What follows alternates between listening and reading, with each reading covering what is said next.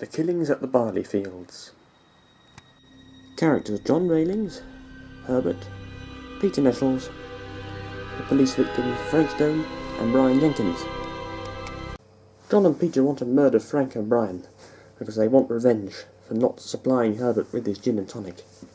They make a plan to go to the barley fields because Brian enjoys relaxing with the nature amongst the peace and quiet.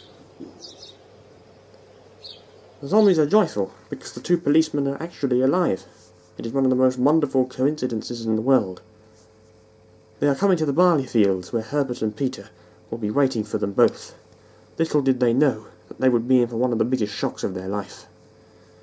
Herbert crept behind Jenkins and said, "Good evening, Jenkins." "Oh, hello, Stone, is that you? You should not be doing that.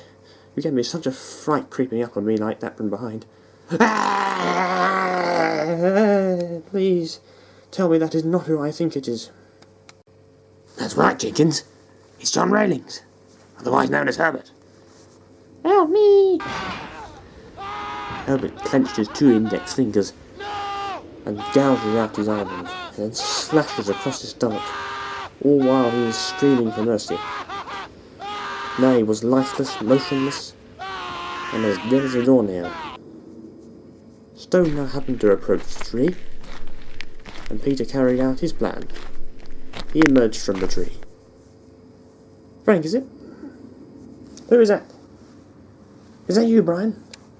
"No, it is not. It is the friend of that man who telephoned you earlier." "Oh, him? Oh, hello there. It looks like I finally get to see one or the other of you at last in person. Do show yourself and don't be shy." "I most certainly will." Herbert now showed his face from behind the tree. Also, at the sight of his disfigurement, even a buffoon like Stone grew frantic with fear and worry. "Oh dear Lord in heaven above, who are you?" "Well, let me put this to you first. I'm the undead Peter Nettles. No one has ever seen me before but Railings, and of course my own family. Now let me tell you what happened. After Railings escaped the police station, he took the police car in which you were sitting in, and drove it down back to the park and into the forest, the scene of the crime.